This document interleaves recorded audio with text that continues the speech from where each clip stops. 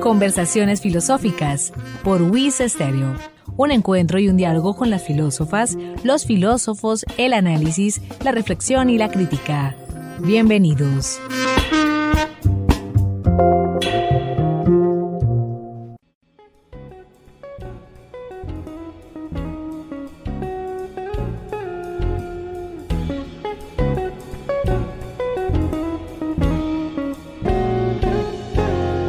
Amables oyentes, bienvenidos a Conversaciones Filosóficas desde la Escuela de Filosofía de la Universidad Industrial de Santander, un espacio de encuentro, de análisis y de diálogo, con las filósofas, los filósofos, la reflexión y la crítica.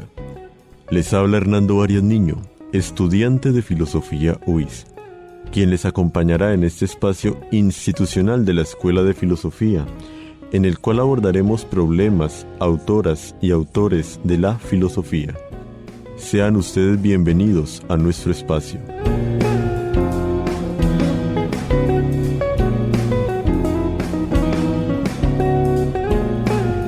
En el programa de hoy nos acompañará por segunda ocasión la profesora Adriana Patricia Carreño Zúñiga. Profesora Patricia, de nuevo, es un gusto su compañía y sus reflexiones que siempre nos dejan pensativos. Hace una semana inauguramos su presentación con algunas cuestiones en torno al rol de los cuerpos, los afectos y la filosofía. En aquella oportunidad su merced nos sumergió en una constelación de la historia de la filosofía, sobre su intento de acallar a los cuerpos y dejar en el anonimato muchas de las expresiones afectivas humanas, a favor de una lógica del consenso dominante, patriarcal y la mayor parte de las veces violento, y autor de la desigualdad, la ignorancia y la injusticia. Bienvenida, profesora Patricia, y mi primera pregunta de hoy sería, ya teniendo presente pues para los oyentes el programa que se emitió el lunes pasado, ¿qué propuestas? ¿Qué sería una erotología política latinoamericana? Hernando, muchas gracias por la invitación.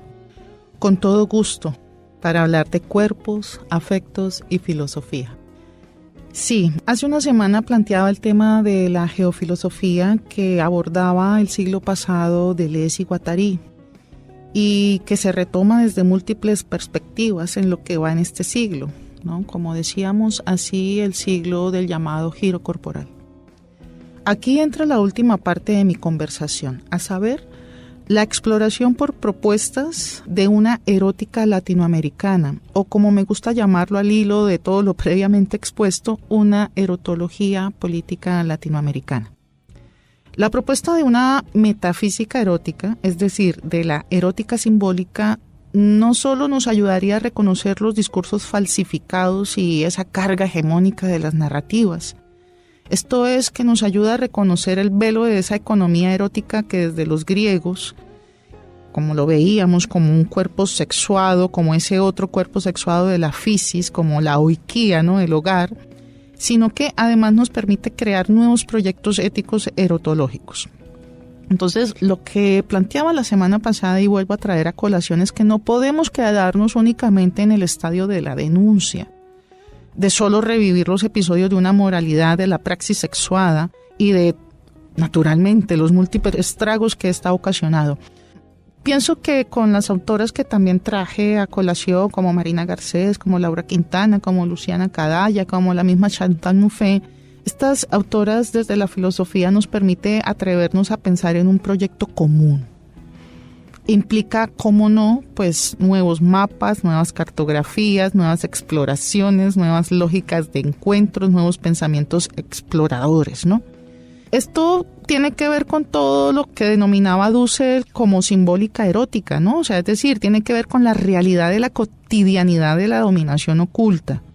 Entonces, ya Dussel decía que después de situar la cuestión en la realidad latinoamericana, tendríamos que emprender la crítica erótica de un modo dialéctico, justamente pues para lo que siempre utilizamos la dialéctica, que es para rescatar esos momentos negativos, ¿no? Esos momentos de anulación, de dominación, de eso que también llaman los sociólogos de epistemicidios.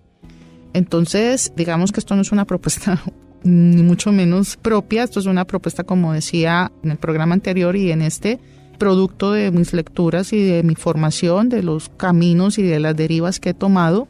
Y ya Dussel nos exhortaba, ¿no?, a emprender una reflexión filosófica sobre la erótica latinoamericana, y eso significa darle voz a los que no tienen voz. Y en este caso, pues él lo decía y lo tenía muy claro, ¿no? En este caso sobre la mujer en nuestro continente cultural.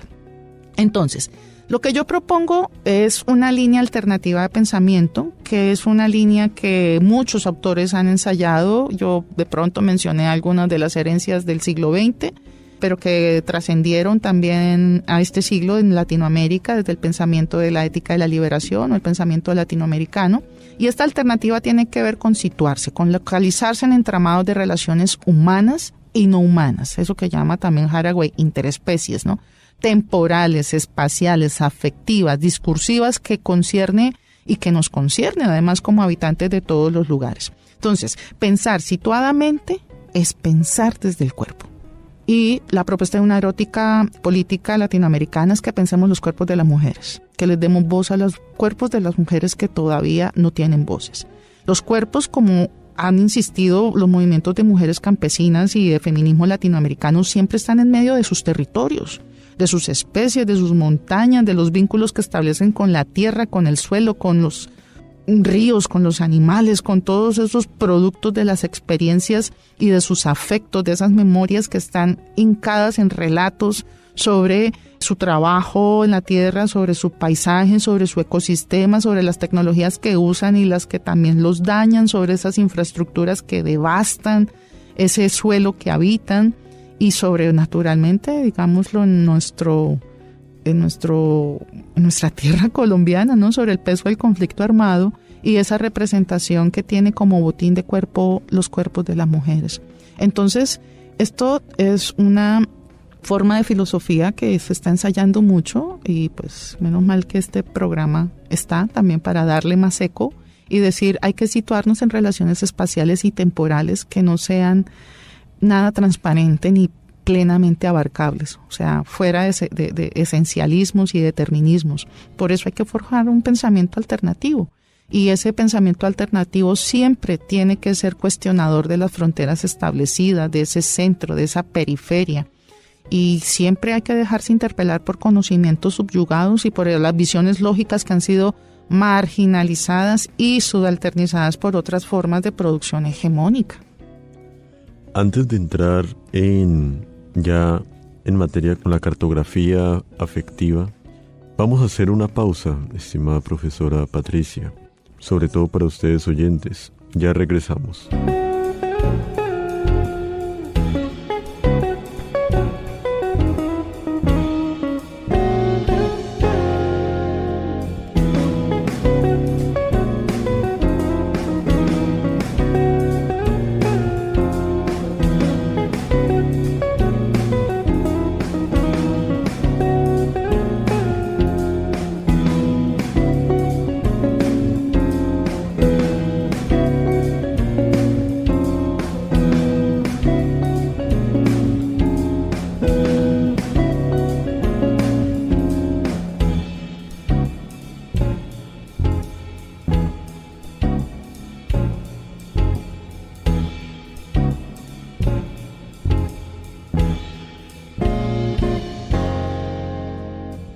Amables oyentes, están en sintonía los 96.9 MHz WIS Estéreo, la voz de la universidad. En este su espacio, conversaciones filosóficas desde la Escuela de Filosofía UIS.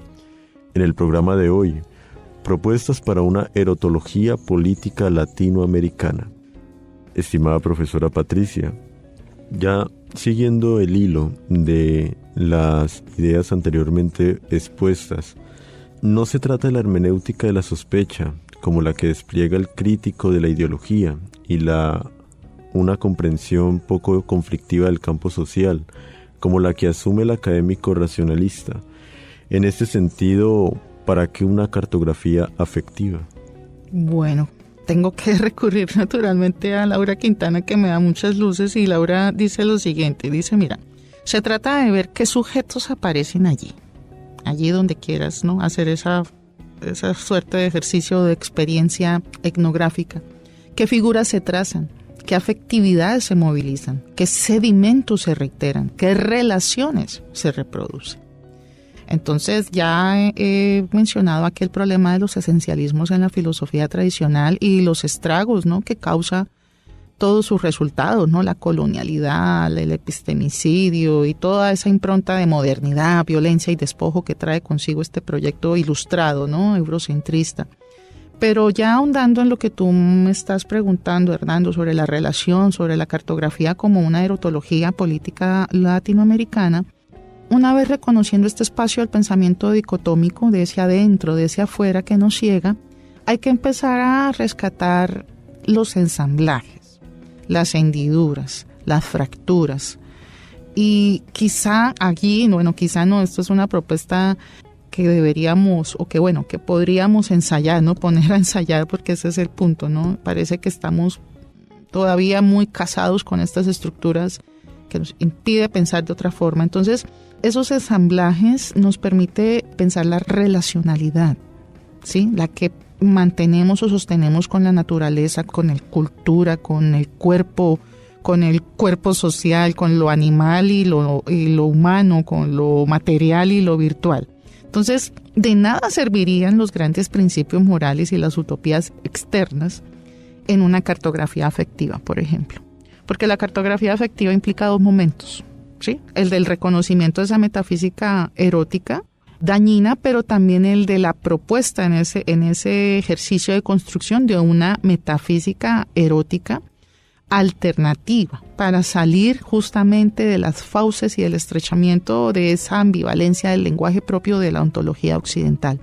Entonces, esta cartografía estética corporal, como la llama Laura Quintana, sirve para lo que le ha servido y le sigue sirviendo, ¿no?, a la filósofa, y es para explorar el vínculo entre el descreimiento, o sea, que el mundo no puede ser diferente a lo que tenemos, que mejor como vamos, que el cambio es una locura. Entonces, el escepticismo y la impotencia como manifestaciones contemporáneas del resentimiento. Mira, entonces se trata de elaborar una composición estético-cartográfica utilizando estrategias metodológicas y registros discursivos afectivos situados que interrogan, como decía hace 8 días, una topografía pensable que nos permite establecer relaciones entre discursos, prácticas y experiencias, entre tensiones, atmósferas, residuos, perturbaciones, discontinuidades.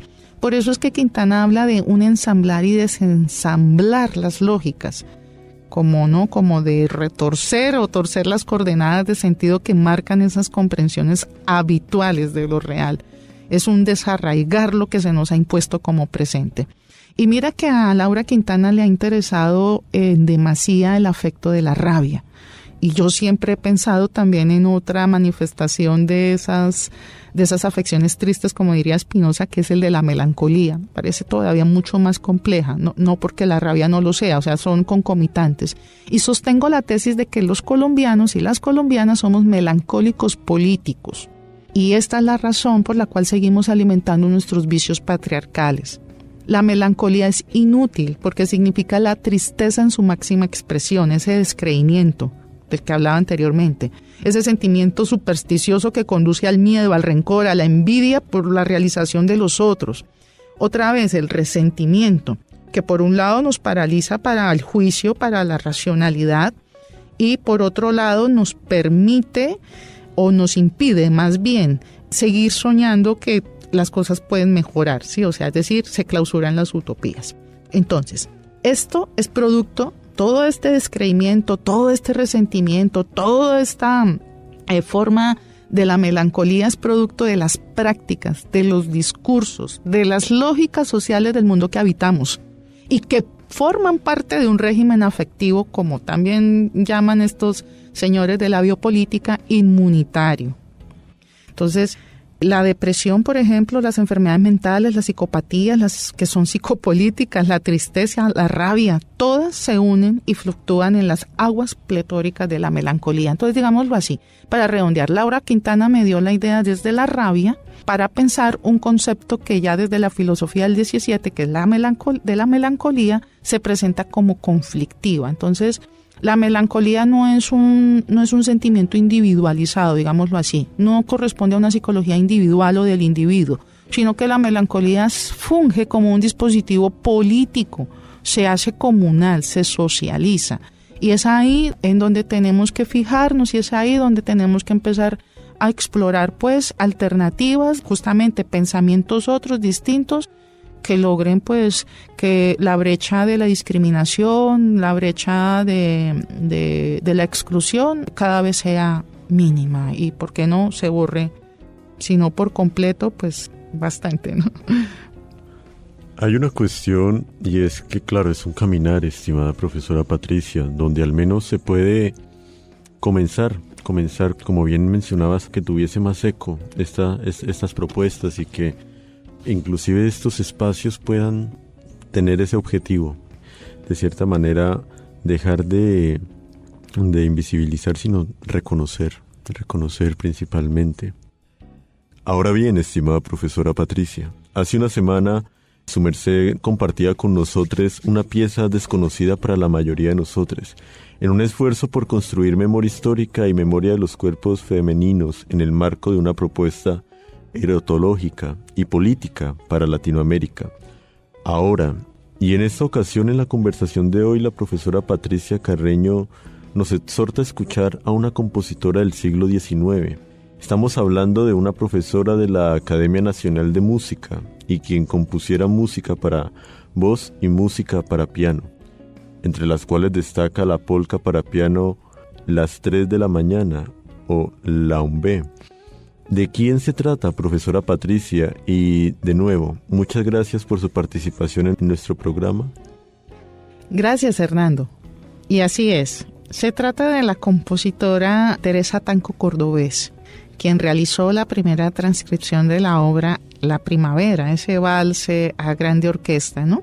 Y esta transcripción hace parte del proyecto de investigación realizado por Natalia de Arco Jiménez del Conservatorio Adolfo Mejía Navarro de Univac en la ciudad de Cartagena, pues como por presentar la reseña de la pista. Así que escuchémosla, vamos.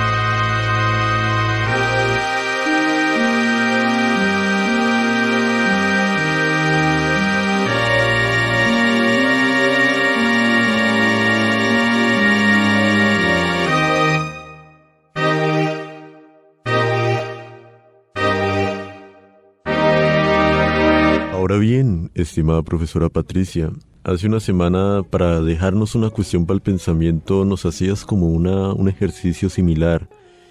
Más allá de una pregunta, sería, ¿qué quedaría por decir al respecto? ¿O qué nos podrías comentar al respecto, estimada profesora Patricia? Sí, Hernando, pues darte las gracias de nuevo por por la invitación a estos 2 programas. Para mí ha sido un placer haber aportado al pensamiento, si es que lo he hecho, de nuestra vida afectiva, ¿no? Y desde la filosofía.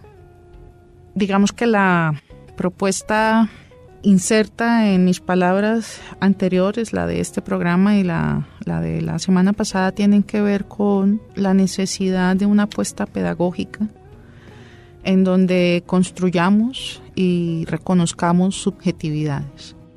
Y para eso necesitamos aunar dentro de esta propuesta pedagógica muchos recursos, la mayor parte de las veces procedentes del arte. Recursos que tienen que ver con documentos, registros, narraciones. En los círculos en los que estamos las mujeres siempre decimos, independientemente de nuestro grado académico, la importancia que es reunirse y hablar y contar nuestras historias, nuestras memorias, nuestras experiencias. Y bueno, para la filosofía no tendría que ser lo menos, ¿no? Gestar estos espacios dentro de la academia misma, una academia que hay que aprender, como decía Nietzsche, hay que cargarse como ese camello, pero a la que también hay que contestarle, la que también hay que poner en duda, la que también hay que cuestionar. Y dentro de esa tensión, esa dialéctica, esa lucha, reconocer esas formas, esas categorías de lo que sería un pensamiento teórico objetivador y apostarle a una epistemología o a una episteme categorial, sí, pero no de las categorías clásicas de la metafísica eurocentrista, sino más bien apostarle a lo que diría Dussel, ¿no? A una erotología en donde reconozcamos otra vez estos registros, estos documentos, estas experiencias, estas historias, estos recuerdos, y aunarlas con el arte, ¿no? Esto sería una apuesta muy interesante para las personas que egresan de nuestra escuela o de la Escuela de Filosofía de la UIS y tienen ese reto tan importante de transmitir filosofía a la región, a los colegios, a las escuelas. Entonces, como un recurso pedagógico, yo sugeriría, ¿no? Dentro de mis posibilidades y con mucha humildad, la necesidad de empezar a articular esto que llamaba de pronto en la academia la interdisciplinariedad, ¿no? Que es una palabra bastante difícil incluso de pronunciar, pero que yo resumiría, la necesidad de dialogar siempre con las otras esferas del conocimiento y del arte y de las personas, que la filosofía salga del claustro de su castillo de marfil, de su burbuja, que se aterriza con esto, ¿no? Fijándose, escuchando los cuerpos, reconociéndolos, reconociendo sus propósitos, sus debilidades, sus fragilidades, pero para abonar en su mejora, no para destruir y excluir o discriminar. Entonces la filosofía tiene un papel muy importante dentro de la academia, pero también como exponente de la transmisión de todas estas cosas que hacemos allí en la academia para la región, para la ciudad, para los colegios. Y me parece que como propuesta de la política y pedagógica, la erotología es un abismo todavía en el que hay que profundizar. Totalmente muy aterrizada las precisiones, estimada profesora Patricia, y esperemos, como bien comentábamos en una ocasión ya pasada, con la compañera Wanda, justamente estudiante de historia, como eso, el hecho de hacer un ejercicio donde podamos quitarnos nuestro caparazón, por ejemplo, nosotros mismos, y abrirnos de cierta manera, como hablábamos en el programa de los cuerpos y los afectos. Nuevamente muy agradecidos por su participación, esperamos volver a contar nuevamente con sus valiosos aportes en nuestro programa. Conversaciones filosóficas desde la Escuela de Filosofía UIS. Gracias por su sintonía, amables oyentes. Los invitamos a una nueva edición de este programa institucional de la Escuela de Filosofía UIS. Con ustedes hasta este momento les acompañó Hernando Arias Niño.